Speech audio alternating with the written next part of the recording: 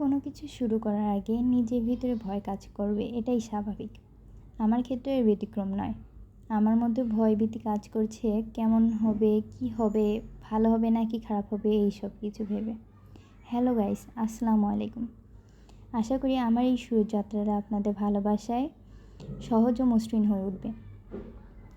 নিজের হাতে কোনো কিছু করার অনুভূতিটা যেমন অন্যরকম, তেমনিভাবে আমার ক্ষেত্রেও এর ব্যতিক্রম নয়। প্রতিদিন সন্ধ্যা হলে মনে হয় যেন কিছু একটা বানিয়ে খাওয়া যাক।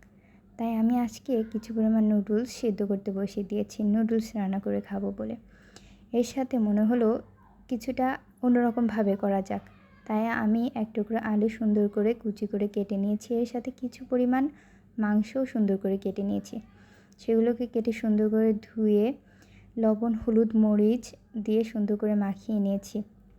মাখিয়ে নেওয়ার পরে কড়াইতে কিছু পরিমাণ তেল দিলাম, এর মধ্যে আলু কুচিগুলো দিয়ে দিয়েছি। আলু কুচি কিছু সময়ে নাড়াচাড়া করার পরে যখন এটি হালকা হালকা সিদ্ধ হয়ে আসে তখন এর মধ্যে মাংস কুচিগুলো দিয়ে দিলাম।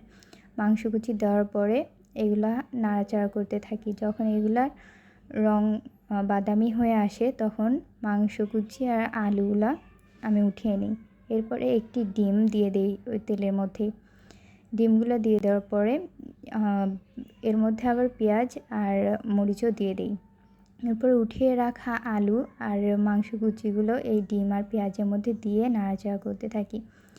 যখন এগুলো প্রায় হওয়ার দিকে তখন আমি এর মধ্যে ম্যাগি মশলাগুলো দিয়ে দিই, যেগুলো নুডলসের সাথে থাকে সেইগুলো দেওয়ার পরে আমি সেগুলোকে আবার সুন্দর করে মেখে নিই। মেখে নেওয়ার পরে সিদ্ধ করে রাখা নুডলসগুলো আমি ওর মধ্যে দিয়ে দিই। এর সাথে কিছু পরিমাণ সয়া সস দিয়ে দিই, দিয়ে অনবরত নাড়তে থাকি যাতে সুন্দর করে সয়া সসগুলো নুডলসের সাথে মেখে যায়।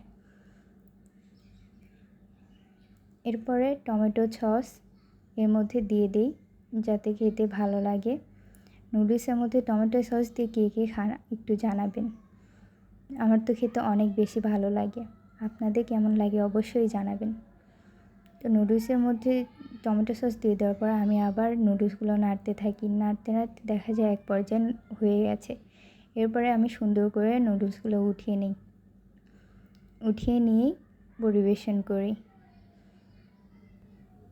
তো আজকের মতো এতটুকুই। আল্লাহ হাফেজ।